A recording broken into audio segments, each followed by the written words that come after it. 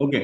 So basically आपलं जे आहे सिस्टीम, ती पाय वॉटची सिस्टीम आहे. त्या पाय वॉटमध्ये एक जनरल कॉन्टेक्स्ट हा आहे. जर मार्केट थोडंसं विकनेस दाखवतंय तर जनरली R1च्या आसपास जे आहे त्याला विकनेस किंवा कमजोरी पकडली जाते आणि त्याच्यामध्ये विकनेसमध्ये त्या झोनच्या आसपास जे आहे ते सेलिंग केली जाते. दुसरी महत्वाची गोष्ट, जर सीपीआर अशा पद्धतीने कॉम्प्रेस झालेला आहे, ज्याला नॅरो सीपीआर म्हटलं जातं, जर असेल तर तिथे एक चांगल्या प्रकारचं मोमेंटम आहे असं पकडलं जातं. तर market already daily time frame मध्ये बघितलं तर weakness मध्ये आहे. आजची ओपनिंग जी आहे प्रिव्हियस डेच्या क्लोजिंग पेक्षा वरच्या बाजूला आहे. जर मार्केट R1 किंबहुना प्रिव्हियस डेच्या रेजिस्टन्स पासून रिजेक्ट होऊ राहिलंय, तर त्याला जी पहिली बाईंग ऑपॉर्च्युनिटी जी आहे ती कुठं असते? S1 ला असते. ही गोष्ट आपल्याला माहिती आहे.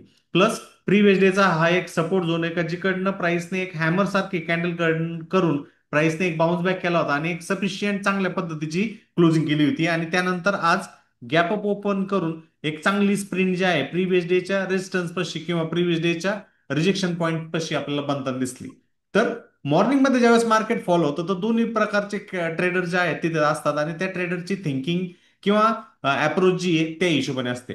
जर तुम्ही इथं बघितलं तर ज्यावेळेस मार्केटनी S1च्या आसपास अप्रोच केला, जिथं प्रिव्हियस डे किंवा कालच्या दिवसाला तिथं काय होतं, सपोर्ट आलेला होता आणि तिथनं प्राइसनी बाउन्स केला होता. सिमिलरली मार्केटनी गॅप अप केल्यानंतर मार्केट जे आहे तिकडनं फॉल आपल्याला करताना दिसला आणि एक बिग कॅन्डल आल्यानंतर मार्केटला तिथं सपोर्ट आला. बट सपोर्ट आल्यानंतर पुन्हा वरच्या बाजूला सेलर्स जे आहेत सेलिंग करताना आपल्याला दिसले. बट कन्झिक्युटिव्हली ज्यावेळेस ते सेलिंग करताना दिसले, नेक्स्ट अटेम्प्टला इथं काय दिसतंय, तिथं आपल्याला कन्झिक्युटिव्हली दोन काय दिसलेत, हॅमर दिसतात, जे की हॅमर बाईंग प्रेशरचं इंडिकेशन देत येतात. म्हणजे तिथं खरेदीवाले जे आहे ते इंटरेस्टेड आहे आणि त्याच्यामुळं किंमत जी आहे त्या कॅन्डलच्या लो पासनं तिथं ती रिकव्हरी करते आणि वरच्या बाजूला जी आहे ती क्लोज करते. बट इथं जे सगळ्यात महत्वाचा पॉइंट आहे, याच्यामध्ये जे सगळ्यात महत्वाचा कॉन्टेक्स्ट जो आहे तो म्हणजे ती हॅमर झाल्यानंतर कन्झिक्युटिव्हली तिथं बाईंग कॉन्ट्रास्ट जो आहे तो आला पाहिजे. इथं जर मी ह्या दोन हॅमरचे कॅन्डलचे हाय जर मार्कआउट केले तर आपल्याला सगळ्यात महत्वाचा मुद्दा इथं लक्षात ठेवण्यासारखा आहे. आपण लॉंग केव्हा जाऊ शकतो? ज्यावेळेस ह्या हॅमरच्या वरती व्यवस्थितरित्या मार्केटची क्लोजिंग होते त्यावेळेस आपण तिथे लॉंग जाऊ शकतो. एक सिंपल प्रिन्सिपल आहे. बट इथं जर तुम्ही ऑब्झर्व करत असाल, ही कन्झिक्युटिव्हली फर्स्ट हॅमर, हा कन्झिक्युटिव्हली दुसरा हॅमर, हा कन्झिक्युटिव्हली तिसरा हॅमर. आता ही हॅमर कॅन्डल काय दर्शवते? मी ऑलरेडी तुम्हाला सांगितलं की हॅमर जो आहे की एक बाईंग प्रेशर दाखवतोय. बाईंग प्रेशर म्हणजे काय?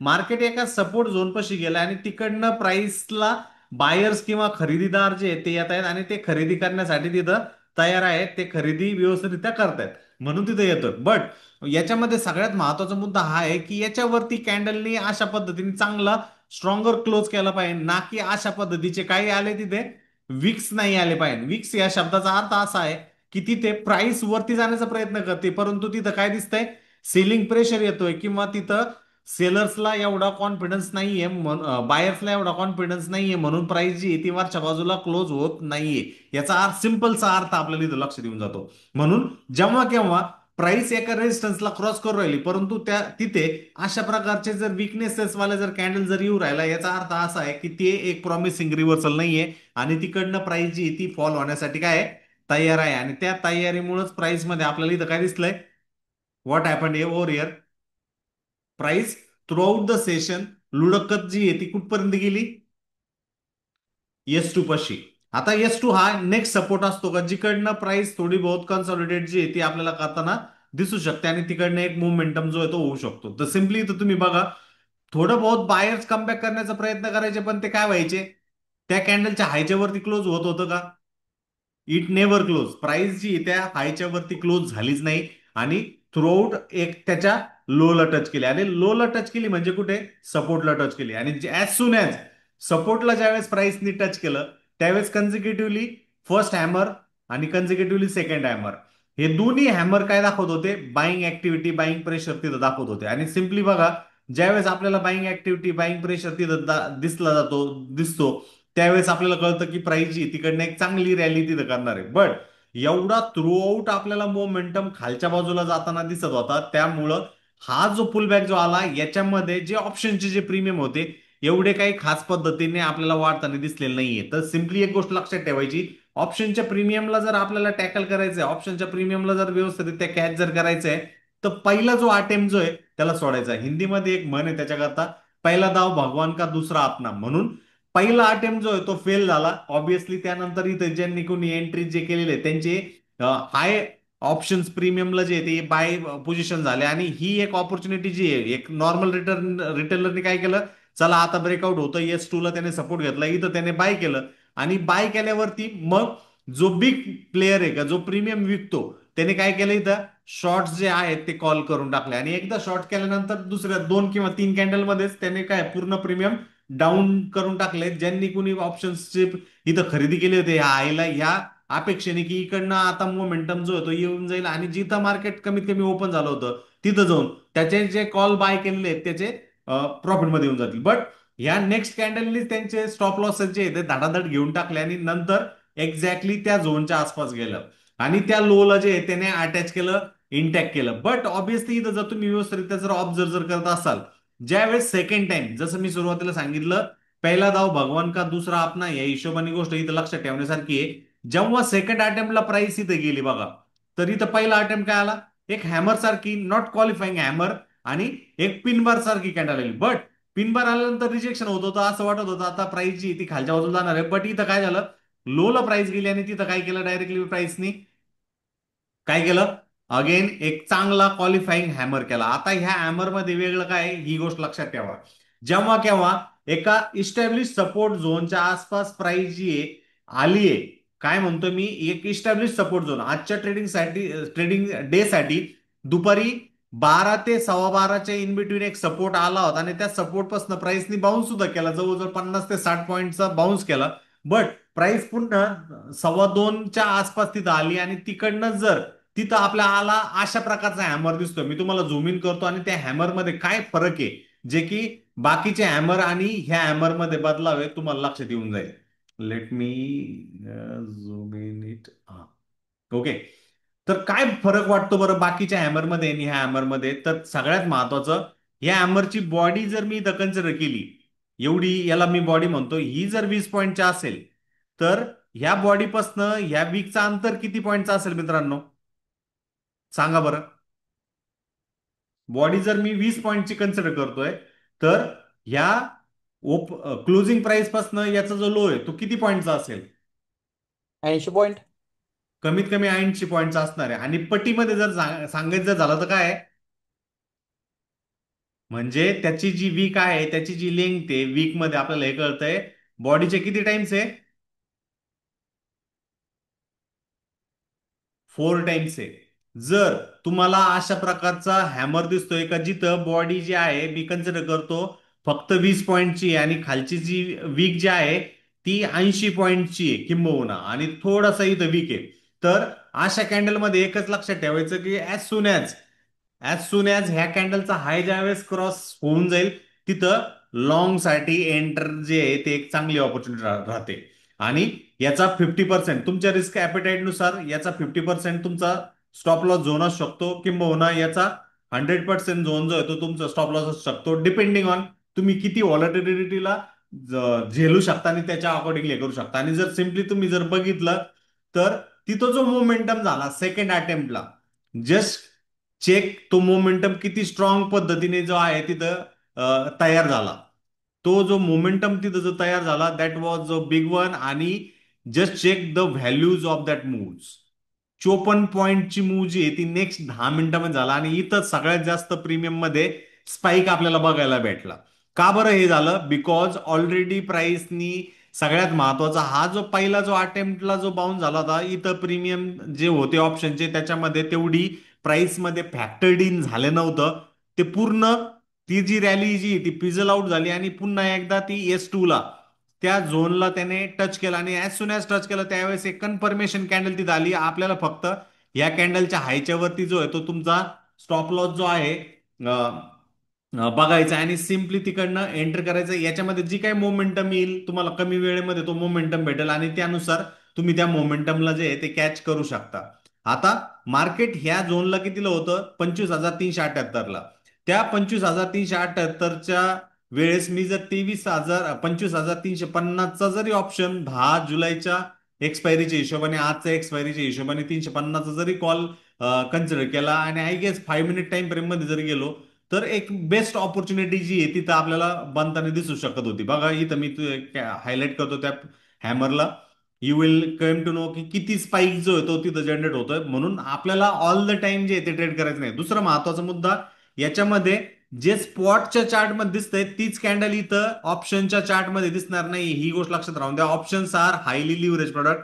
इथं हॅमर नाहीये, परंतु स्पॉटच्या चार्टमध्ये आपल्याला हॅमर दिसतोय. ऍज सुन ऍज स्पॉटच्या चार्टमध्ये हॅमरच्या वरती प्राइस जाताना दिसते, तुम्हाला तिथे एंट्री जी ती तुमची बनते. आणि इथं त्यावेळेस जो प्रीमियम जो होता तो 45 रुपयाच्या आसपास होता, आणि जो हाय जो झाला तो ऑलमोस्ट 99 रुपीच्या आसपास झाला. म्हणजे इथं इंट्राडे मध्ये जो ऑप्शन मध्ये जो मूव झाला तो काय झालाय, ऑलमोस्ट डबल या सिक्वेन्सिंग मध्ये आपल्याला जाताना दिसला. म्हणून जेव्हा केव्हा तुम्हाला ट्रेड रेकग्निशन करायचं आहे, just focus on the spot chart. Spot chart जे आहेत ते तुम्हाला एकदम बेस्ट ऑपॉर्च्युनिटी देऊ शकतात. बट त्या स्पॉट चार्ट वरती बघताना एक गोष्ट व्यवस्थितरित्या लक्ष द्या, की तुम्हाला तिथं त्या इंट्राडेचा तो सपोर्ट व्यवस्थितरित्या बनलाय का. नक्की आहे तर फिल्टर आउट. जर सपोर्ट झालाय तर दुसरं म्हणजे एकदम अपिलिंग कॅन्डल तिथं क्रिएट झाली का, ती अपिलिंग कॅन्डल मला ती व्यवस्थितरित्या फोकस आउट देते का. जसं या केसमध्ये इथे एक चांगल्या प्रकारचा हॅमर जो की एक बुलिश फ्रंटला आपल्याला लोकेशन दाखवत होता, तो व्यवस्थितरित्या दाखवतोय का. If yes then go ahead. आणि त्याबरोबरच तिथं ज्यावेळेस तो मोमेंट, दुसरा महत्वाचा मुद्दा आहे त्याच्यामध्ये हा आहे की तुमचा स्टॉप लॉस त्याच्यामध्ये तुमच्या रिस्क ॲपेटाईट वरती लक्षात ठेवणं गरजेचं आहे. आता अपार्ट फ्रॉम दिस, यामध्ये सगळ्यात महत्वाचा मुद्दा जो लक्षात ठेवण्यासारखा आहे तो म्हणजे, मी ट्रेडमध्ये ज्यावेळेस घुसतोय त्यावेळेस मी सक्सेसफुल, मला त्या ट्रेडमध्ये सक्सेसफुलनेस भेटणारच आहे. ही गोष्ट, हा विचार जर तुमच्यामध्ये जर येत असेल, तो विचार जो आहे तो सगळ्यात अगोदर तुमच्या मनातनं, तुमच्या या बुद्धीतनं काढून टाका. तो विचार अजिबात करू नका. सिंपल, ज्यावेळेस तुम्ही ट्रेडमध्ये घुसताय, आयदर न्यूट्रल, एक न्यूट्रल माइंड सेटमध्ये जावा. तिथं कुठल्याही प्रकारचा कल जो आहे किंवा जो बायस जो आहे तो तुमच्या मनामध्ये अजिबात येऊन देऊ नका. कारण हा बायस जर तुमच्या मनामध्ये असेल की चला मी आता एंटर करतोय, 500 रुपये लावतोय आणि त्याचे 5,000 करतोय, हा कल, हा बायस जो आहे तो अजिबात येऊन नका देऊ. सिंपल तुमचे चार्ट्स कडे लक्ष द्या. आणि दुसरा महत्वाचा मुद्दा, ऑल द टाइम तुम्हाला तिथं ट्रेड करण्याची ऑपॉर्च्युनिटी तिथं भेटणार नाहीये. फक्त जेव्हा केव्हा तुम्हाला मार्केटचं स्ट्रक्चर समजतंय, मी परत म्हणतोय, मार्केटचं समज तुम्हाला स्ट्रक्चरची येते, मार्केटच्या बाउंड्री जे आहे ते इस्टॅब्लिश तुम्हाला लक्षात येत आहेत. आणि त्याबरोबरच तर त्या ट्रेंडच्या हिशोबाने, त्या ट्रेंडच्या दिशेमध्ये तुम्हाला फोकस व्यवस्थित येतो. ह्या गोष्टीकडे लक्ष राहून द्या. म्हणून त्याच्यामध्ये 19-20 थोडा बहुत होईल, परंतु जेव्हा केव्हा तुम्हाला ट्रेडमध्ये जायचं, आता माझा एवढा लॉस आहे किंवा माझा एवढा प्रॉफिट आहे म्हणून मी हुरळून जातोय, मी एकदम एक्साइटेड होतोय, किंवा लॉस आहे म्हणून मी एकदम मायूस होतोय, या गर्तेमध्ये जायचं नाहीये. तुमच्या सेटअपनुसार तो कॅच होतोय का, सेटअपच्या हिशोबाने गोष्ट होतोय का. तो जर तुम्हाला लॉंग जायचा आहे तर तो पाय वॉटच्या आयदर S1 पशी आहे किंवा S2 पशी आहे. त्याबरोबरच प्रिव्हियस डेचा सपोर्टचा झोन तिथं आहे का, प्रिव्हियस डे लोचा आसपास, किंवा एक चांगला स्विंग पॉईंट हायर टाइम फ्रेमच्या हिशोबाने टाइम फ्रेमचा बी कन्सिडरेशन करा. आणि त्यानुसार नंतर तुम्हाला एक confirmation candlestick pattern lower time frame मध्ये तिथं दिसते का, त्याकडे लक्ष द्या. आणि त्यानंतर तुमच्या रिस्क ॲपेटाईट कडे लक्ष द्या, रिस्क मॅनेजमेंट कडे लक्ष द्या. ना की बाकीच्या गोष्टी नाही, आणि आता मला हा ट्रेड करायचा आणि त्या ट्रेडमध्ये आता मी एकदम सक्सेसफुल पद्धतीने काम करणार आहे, ह्या गोष्टींकडचा विचार जो आहे अजिबात करू नका. कारण ह्या सर्व गोष्टींनुसारच तुमचा जो आहे आउटपुट तिथं निघणार आहे, आणि त्या आउटपुटला गोष्टींकडे फोकस करणं गरजेचं आहे. तर most probably as of now मार्केटचे जे ट्रेंड जे आहेत सध्या पूर्ण नुसार, हे ट्रेंड जे आहेत ते निगेटिव्ह बायस वाला मार्केट चाललेलं आहे. आणि त्या निगेटिव्ह बायस मार्केटमध्ये तुम्हाला ज्या ऑपॉर्च्युनिटीज जे तिथं भेटू शकतात, ज्या की उलट्या दिशेमध्ये होऊ शकतात. सिम्पली जर मार्केटचं ट्रेंड जर तुम्ही जर चेक जर करत असाल तर तुम्हाला इथं लक्षात येऊन जाईल, मार्केट कन्सोलिडेट होतं आणि त्याच्यानंतर फॉल करतं. बट फॉल केल्यानंतर एखाद्या सपोर्टच्या आसपास येऊन ते एक पुलबॅक करतं, आणि तो रिजेक्शन तिथं होण्याचे चान्सेस राहतात. इन केस त्याचा वर्डिक सुद्धा जो आहे तो बदलू शकतो जेव्हा केव्हा मार्केट, आता मी असं म्हणतो की डाऊन ट्रेंड मध्ये, बट इन केस उद्या मार्केटमध्ये एक चांगली पुलबॅक जी ऑपॉर्च्युनिटी येताना दिसू शकते. आणि जर इन दॅट केस मार्केट जर R1च्या वरती जर सस्टेन राहतंय, वरती जाऊन थोडं बहुत खाली येत आहे आणि पुन्हा त्याला R1 ला रिक्लेम करतंय, तर तिथं तो ट्रेंड चेंजचा दिवस असू शकतो. आणि तो ट्रेंड चेंजच्या दिवशी असं काही कन्सिडर करू नका की मार्केट आता डाऊन ट्रेंड मध्ये आणि डाऊन ट्रेंड मध्ये जाणार आहे म्हणून मला आता इथं शॉर्ट साईड मध्ये जायचंय, किंबहुना मला फक्त पुटच बाय करायचे, मला कॉल अजिबात बाय करायचं नाही, ट्रेंड असा आहे.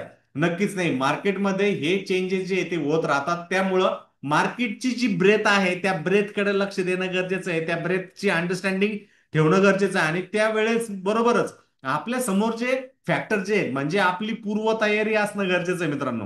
पूर्वतयारीमध्ये काय आहे की डेली कॅन्डलस्टिक पॅटर्न काय तयार होऊ राहिलाय, वीकली कॅन्डलस्टिक पॅटर्न काय तयार होऊ राहिलाय, वीकली नुसार त्याचा सपोर्ट झोन कुठं आहे, वीकली नुसार त्याचा रेजिस्टन्स झोन कुठं आहे, ह्या गोष्टींकडे आपण फोकस करणं गरजेचं आहे. कारण ह्या गोष्टींना जर आपण तयारी लक्ष जर नाही दिलं तर आपलं जो पेपर जो आहे तो नक्कीच अवघड जाणार आहे. आणि अवघड जर पेपर जर होऊ राहिला तर ऑटोमॅटिकली आपल्याला या स्ट्रक्चरमध्ये लॉसेस घ्यावा लागणार आहे. कारण सेबीच्या रिपोर्टनुसार ऑलरेडी 91% लोक जे आहेत ते लॉसमध्ये जनरली जाऊ राहिले, फक्त 9% लोक जे आहेत ते प्रॉफिटमध्ये आहेत. जर आपल्याला 9% स्ट्रक्चरमध्ये प्रॉफिटमध्ये जायचं तर ह्या गोष्टींकडे फोकस करणं गरजेचं आहे.